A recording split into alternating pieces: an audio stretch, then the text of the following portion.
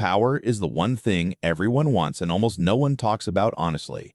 We dress it up in words like leadership, influence, and success. But underneath all those polished terms is a raw, ancient force that has shaped human civilization since the beginning of time. Here is the uncomfortable truth. Whether you seek power or not, power is always being played around you. And if you did not understand the game, you are almost certainly losing it without even knowing. Robert Greene spent years studying the most powerful figures in history. From Machiavelli to Napoleon, from Queen Elizabeth to P.T. Barnum, he extracted the unspoken rules that all of them followed.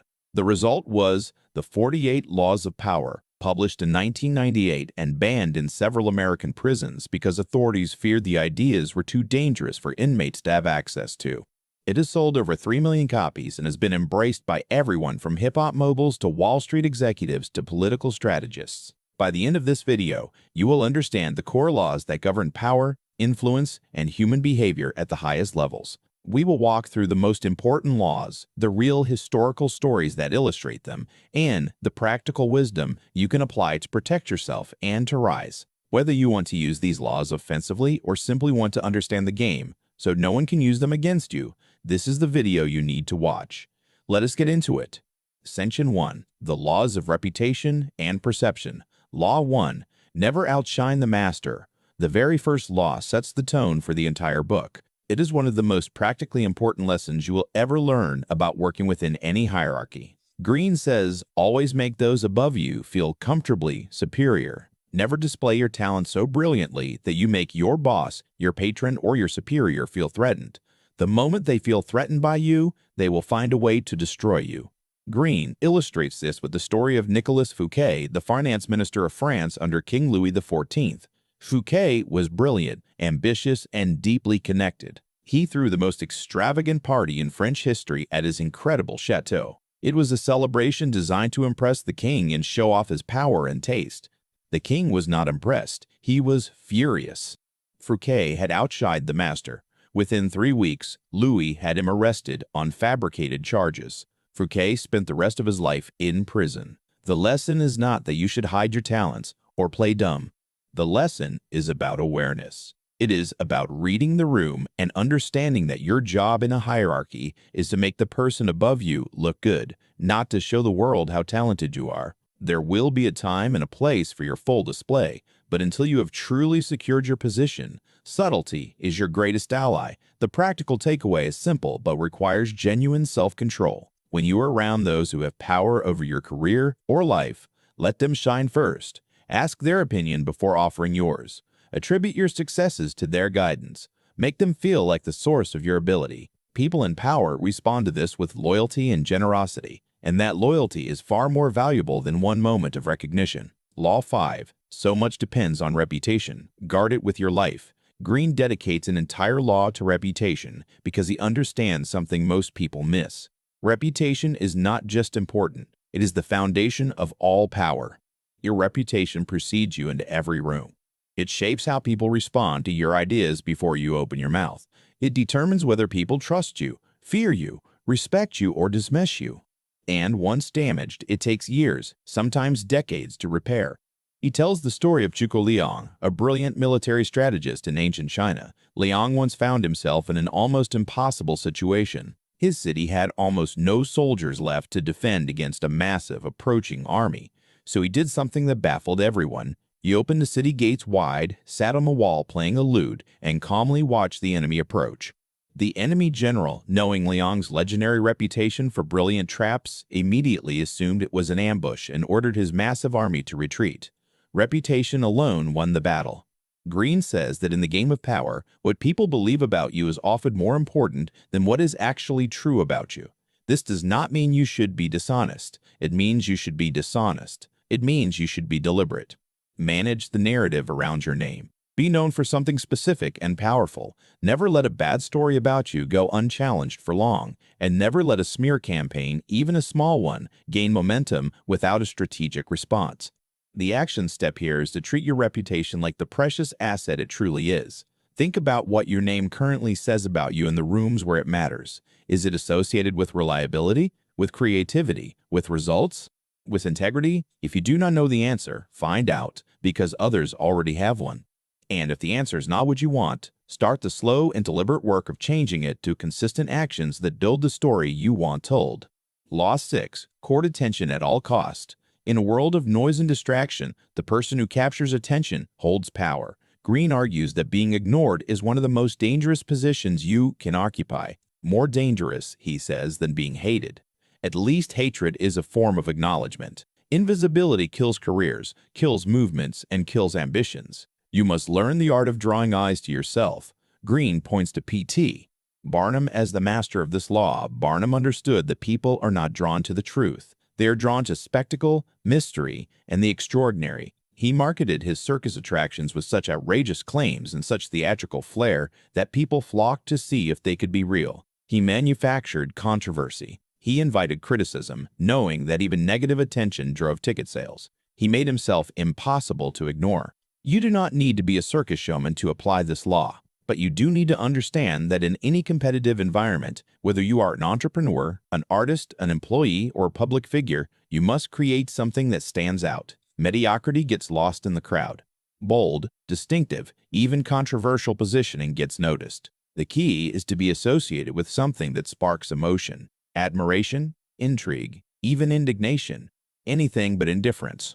Greene also warns that once you have attention, you must manage it carefully. Disappear too long and people forget you. Stay too constantly present and you become background noise. The masters of attention know how to create cycles of presence and absence, showing up dramatically, then pulling back just enough to be missed. That rhythm of appearing and disappearing keeps people perpetually curious about what you will do next. Section 2. The Laws of Strategy and Positioning. Law 3. Conceal your intentions. One of the most counterintuitive laws in the entire book is this one. It is also one of the most powerful. Greene says that when people can see where you are going, they can prepare to block you.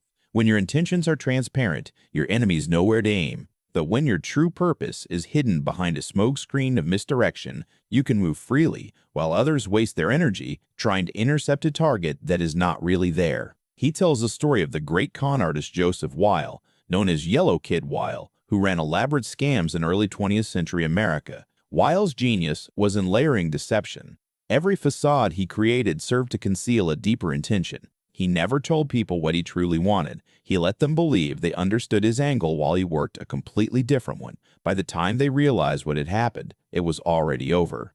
Greene is not simply teaching you to be deceptive in the sinister sense. He is teaching you the value of strategic silence and the discipline of not revealing your hand prematurely. In negotiations, the person who shows their desires first is the person who gets the worst deal.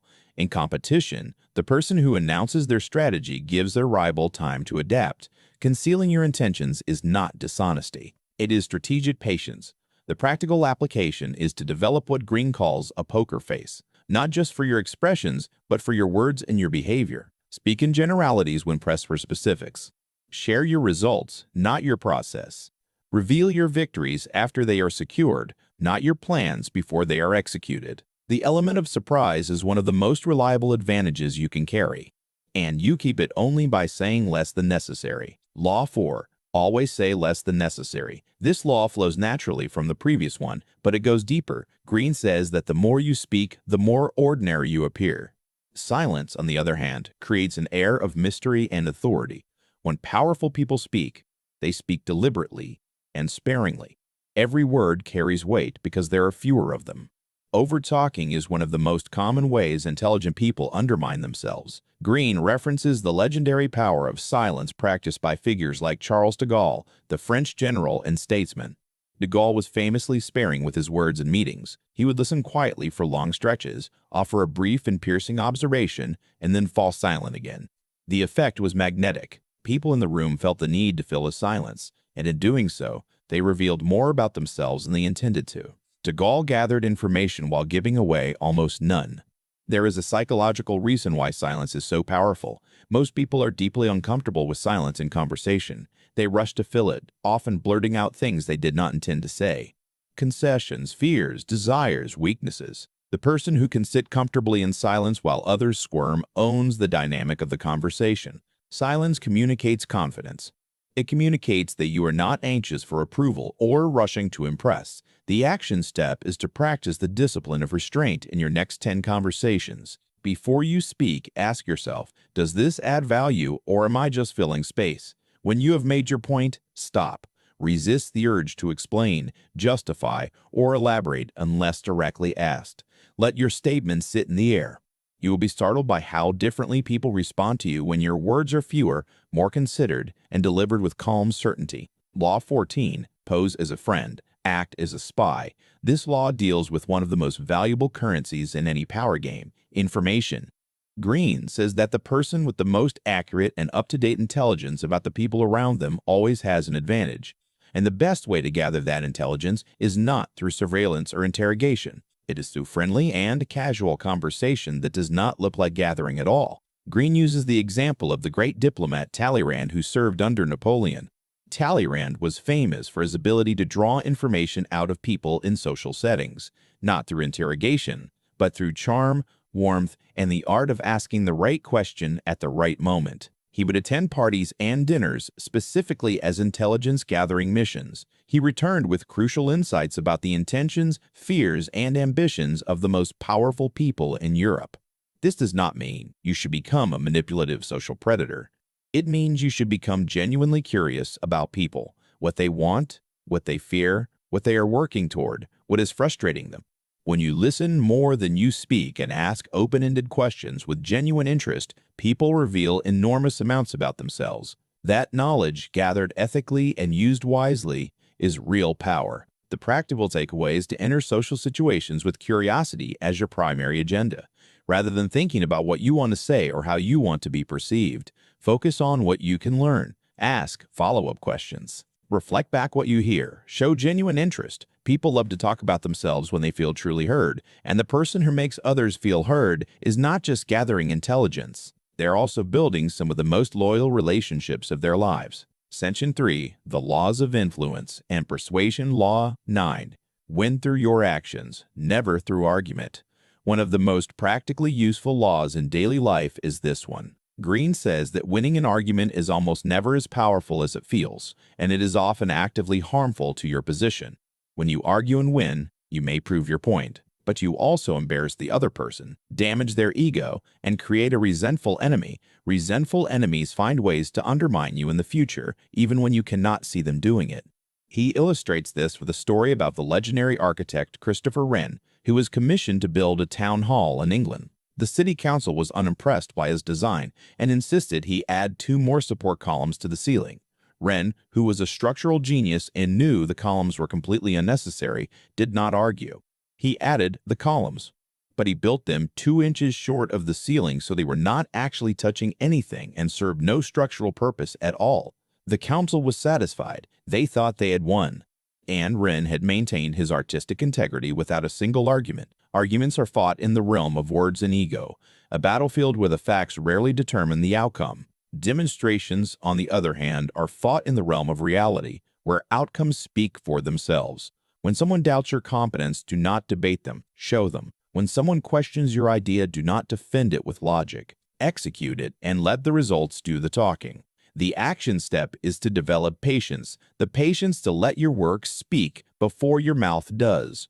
The next time you feel the urge to argue, debate, or defend yourself, pause. Ask yourself, is there a way to simply demonstrate this instead? In most cases, the answer is yes, and the demonstration will be 10 times more convincing than the most eloquent argument you could ever construct.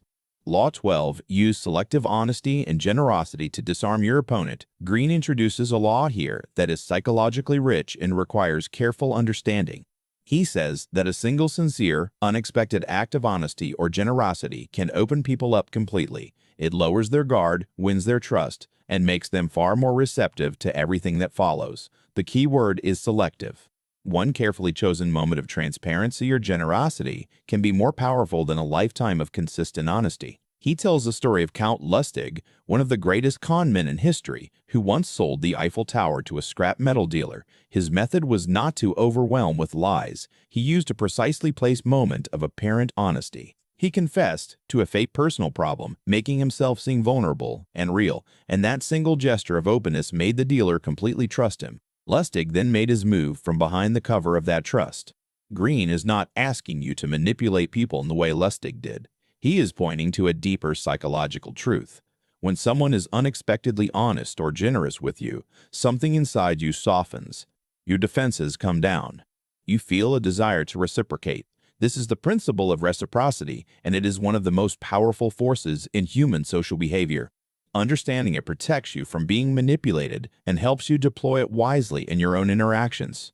The practical application is to look for genuine opportunities to be unexpectedly honest or generous in situations where people might expect you to guard yourself. When you share a real concern, admit a real mistake, or give something valuable without being asked, people remember it profoundly. It builds trust faster than years of cautious and transactional behavior ever could. Authenticity, even strategic authenticity, is disarming in the best possible way. Law 13. When asking for help, appeal to self-interest, never to mercy. This is one of the most practically important laws for anyone who needs something from someone else, which is everyone, all the time. Greene says that when you ask people for help by appealing to their mercy, their kindness, or their loyalty, you are depending on qualities they may or may not have in sufficient supply at that moment. Though when you show them clearly how helping you serves their own interests, you are appealing to something that is always fully stocked: self-interest. He uses the story of the artist Michelangelo trying to get funding for a project from Pope Julius II. Rather than appealing to the Pope's religious devotion or a sense of artistic patronage, Michelangelo's allies made sure the pitch was framed around the Pope's legacy, how this project would immortalize Julius II's name for centuries. They appealed not to his generosity, but to his vanity and his ambition. The Pope funded the project immediately. This law is not cynical, it is realistic. Most people, most of the time, are primarily focused on their own concerns, challenges, and goals. When you ask someone for help and you frame it in terms of what is in it for them, what they gain, what problem they solve, how they benefit, you are working with human nature rather than against it. You are making the decision easy for them. The action step is to spend time genuinely thinking about the other person's perspective before making any significant request. What do they care about? What are they trying to achieve? What would make them look good, feel good, or gain something valuable? Then frame your request in those terms, not as manipulation, but as genuine alignment. When helping you genuinely helps them, saying yes becomes not just easy, but obvious. Section 4. The Laws of Defense and Survival Law 2.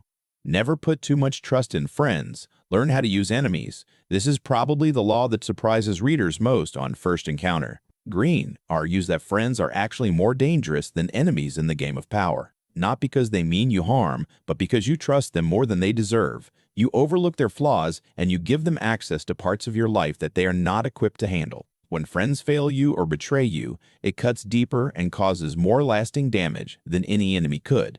He offers the historical example of Emperor Michael III of Byzantium, who elevated his close friend Basilius to a position of great power. Michael trusted Basilius completely precisely because he was a friend. Basilius repaid that trust by having Michael assassinated and seizing the throne for himself. The lesson is not that friends are bad. It is that friendship and power are two very different relationships that do not easily coexist without careful management. Enemies, on the other hand, are actually valuable. A known enemy is a known threat. You watch for them, you prepare for them, and they keep you sharp. And when you convert an enemy into an ally through a strategic act of inclusion or generosity, that converted enemy becomes one of your most loyal supporters. They have something to prove. They are grateful in a way a lifelong friend can never quite be. The practical application is to stop being naive about the people closest to you in professional and political contexts. Give trust slowly and in proportion to what people have actually earned. Keep your most sensitive information and your most vulnerable plans close to your chest, not out of paranoia, but out of wisdom. And stay alert to the possibility that your most dangerous competitor might be standing right next to you, smiling. Law 15. Crush your enemy totally. This law is one of the most dramatic and controversial in the book, and Greene presents it with a cold-blooded directness that makes many readers uncomfortable. He says, if you must defeat an opponent, do it completely. Leave no embers burning. A partially defeated enemy has time to recover, to nurse their grievance, to plan their revenge. Half measures in conflict are not just ineffective, they are dangerous. He draws from the history of warfare repeatedly here, From ancient Rome to the rise of Napoleon, to illustrate what happens when a victor shows mercy at the wrong moment. The pattern is consistent. A defeated enemy who is not fully neutralized eventually finds their footing, gathers resources, and returns with greater fury and a personal score to settle. The short-term mercy becomes a long-term disaster. Greene makes clear that this law does not necessarily mean physical destruction. In the modern world, crushing an enemy means removing their ability to harm you, politically, professionally, or socially. It means not leaving them with allies who will carry on their campaign. It means not leaving loose ends that can unravel your victory. It means being thorough when thoroughness is required. The honest takeaway here is also about knowing when this law applies, which is not always. Greene himself acknowledges that many conflicts are not worth pursuing to total victory. The cost may outweigh the benefit. But when a genuine enemy has shown that they intend to harm you, and when the stakes are truly high, half measures are the riskiest strategy available.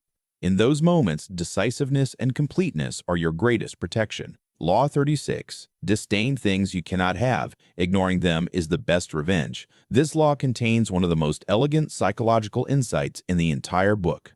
Greene says that by acknowledging something you cannot have or something that has been done to you, you give it power over you. You signal that it matters. You elevate its importance. But when you respond to an insult, a slight, or an unattainable thing with visible indifference, you strip it of its power over you entirely.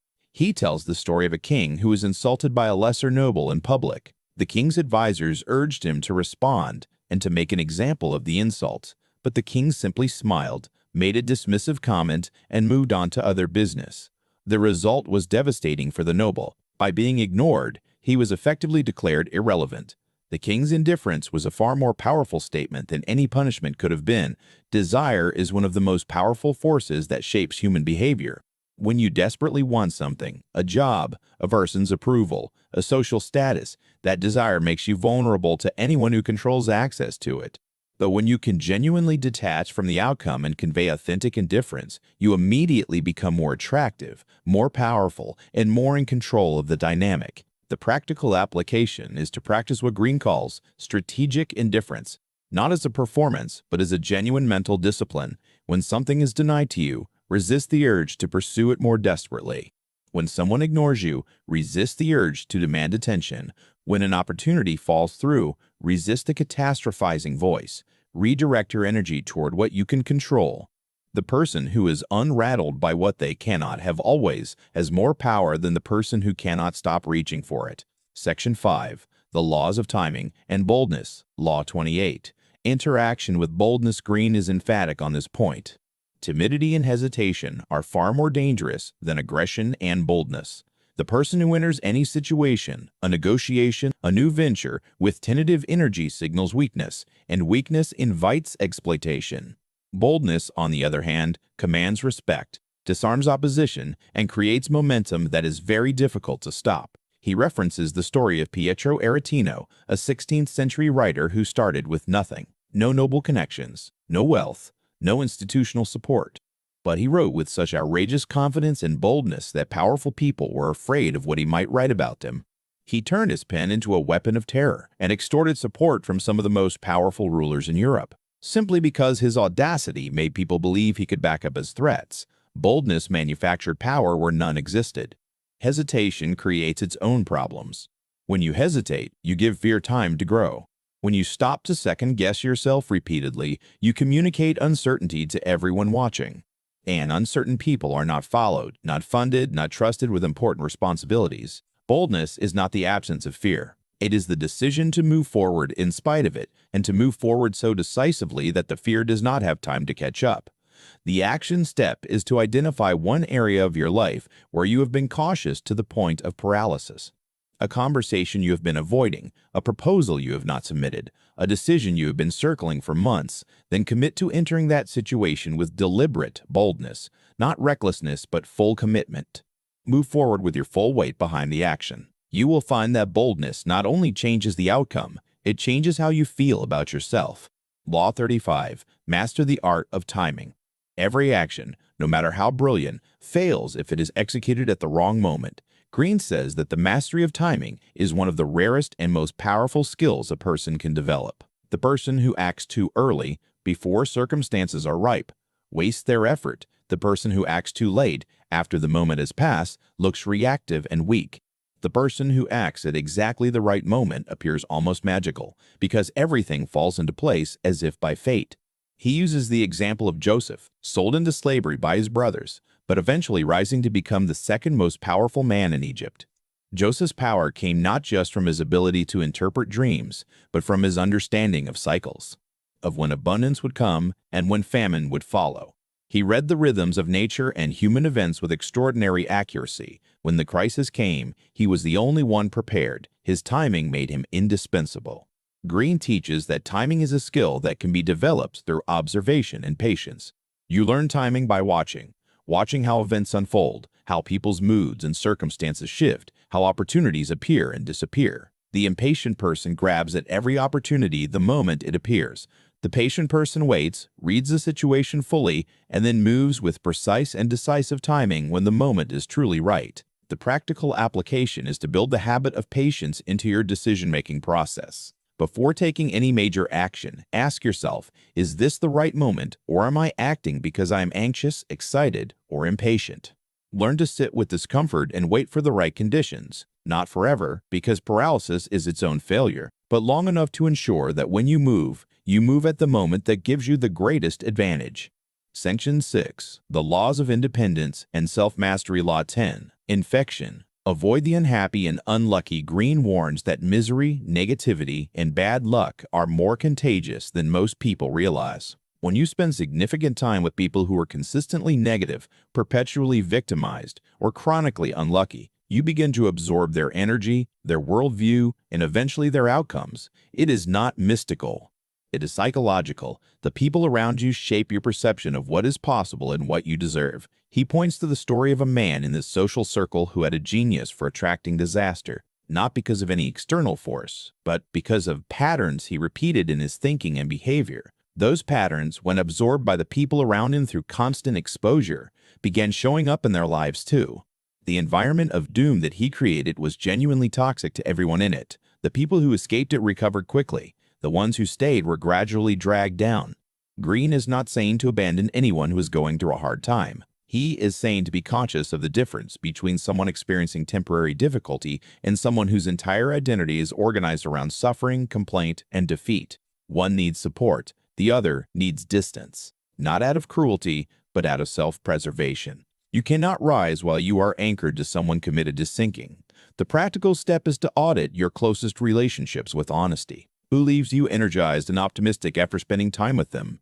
Who leaves you drained, cynical, or anxious? This is information. It does not mean you immediately cut people off, but it does mean you become intentional about how much time and emotional energy you give to relationships that consistently pull you downward. Guard your energy like the non-renewable resource it truly is. Law 48. Assume formlessness. The final law of the book is in many ways the most philosophically profound. It serves as a kind of master key for everything that came before. Greene says that the most dangerous thing you can do in any competitive environment is to become rigid and fixed, to have a predictable form that your enemies can target. The most powerful strategy is to remain fluid, adaptable, and impossible to pin down. He draws heavily on the philosophy of water, a metaphor taken from the ancient Chinese text, the Tao Te Ching. Water has no fixed shape. It fills whatever container it occupies. It flows around obstacles rather than fighting them. And yet, given enough time, water carves through stone. It is the most formless thing in nature and one of the most powerful forces on earth. Greene says, be like water. In practical terms, formlessness means not becoming so attached to any one identity, strategy, or method that you cannot adapt when circumstances change. The world shifts constantly. Markets change. Political environments change, social dynamics evolve. The person who is rigidly committed to one approach will eventually find themselves applying the right strategy to the wrong moment. The person who can shift fluidly is always in the right relationship with their environment. This final law is really a law of survival and longevity. All the other laws, all the strategy, the timing, the boldness, the patience, serve you only as long as you remain adaptable enough to apply them correctly to each new situation you encounter. Assume formlessness as a way of life. Never be so certain of your method that you stop watching the world. The most powerful people are not the most rigid. They are the most responsive. Key lessons and insights. Now let us bring the entire book together into 5 master lessons, the 5 insights from the 48 laws of power that, if you truly internalize them, will permanently change how you navigate the world. Lesson 1. Power is always being played, whether you participate or not. One of the most important realizations this book produces is that the game of power does not require your consent to be played around you. Right now, in your workplace, your social circles, your family, and your community, people are jockeying for position, managing perceptions, building alliances, and protecting their interests. You may not be doing any of that consciously, but everyone else is doing it to you. Ignorance of the laws of power does not protect you from them. In fact, it makes you a more convenient target. The person who refuses to think strategically about power is the one who keeps getting passed over for promotion without understanding why. The one who keeps being manipulated by the same people in the same ways. Understanding power is not about becoming sinister. It is about becoming aware. The practical application of this lesson is to begin studying the social dynamics around you with clear and honest eyes. Who holds real power in your environment, and how do they maintain it? Who is losing power, and what mistakes are they making? What games are being played that you have been too naive or too proud to acknowledge? Awareness is the first step. And awareness alone, without a single manipulative action, immediately improves your position. Lesson 2. Reputation is your most valuable long-term asset. Greene returns to reputation across multiple laws because he understands that it is the foundation upon which all other power rests. Your reputation is what enters the room before you do. It shapes every interaction you have before a word is spoken, and it compounds over time. A strong reputation built over years can open doors that talent and effort alone never could. Protecting your reputation requires a discipline that most people underestimate. Every public action, every word you say in a meeting, every behavior at a social gathering contributes to the story people tell about you. Small moments accumulate into a narrative, and narratives, once established, are stubbornly difficult to change. This means the investment in your reputation must happen consistently and at every level, not just in the big moments. The practical application is to regularly ask yourself, what is my name associated with in the minds of the people who matter in my world? Is it associated with the qualities I want it to be? And if there is a gap between how you want to be known and how you are currently perceived, what specific and consistent actions can close that gap?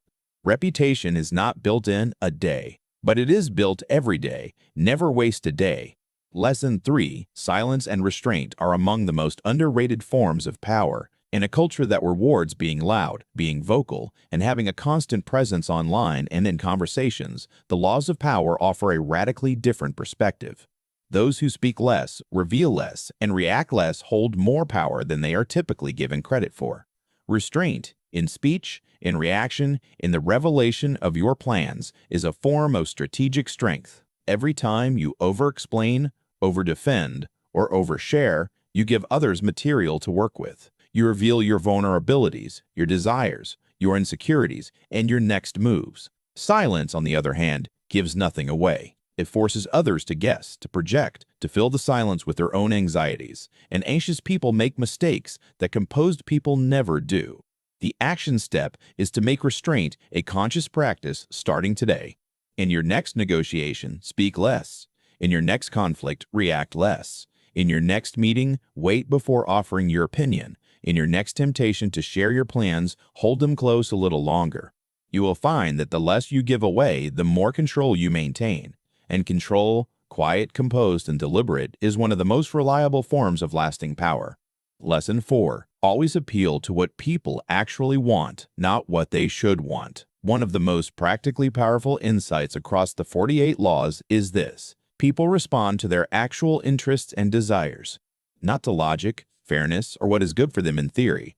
When you understand what someone truly wants, what they fear, what they crave, what they are proud of, what they are ashamed of, you can position anything you need from them in terms of that reality, and they will move toward it willingly. This is not manipulation in the predatory sense. It is empathy in action. When you take the time to genuinely understand another person's perspective and frame your requests in terms of their real needs, you are showing them respect. You are saying, I see you clearly enough to know what matters to you. That kind of perception and the behavior it produces is rare, and people respond to it with exceptional trust and loyalty. The practical step is to make understanding other people's actual motivations a deliberate practice. Before any important conversation, negotiation, or request, spend real-time thinking about the other person. What are they afraid of? What do they want more of? What would make them look good? What would solve their real problem? Then enter the conversation from that place and watch how completely differently people respond when they feel truly understood. Lesson 5. Adaptability is the highest form of intelligence in the game of power. The final lesson, encapsulated most completely in Law 48, is that the most powerful people across history have been the most adaptable. Not the strongest, not the smartest, not the most connected. The most adaptable.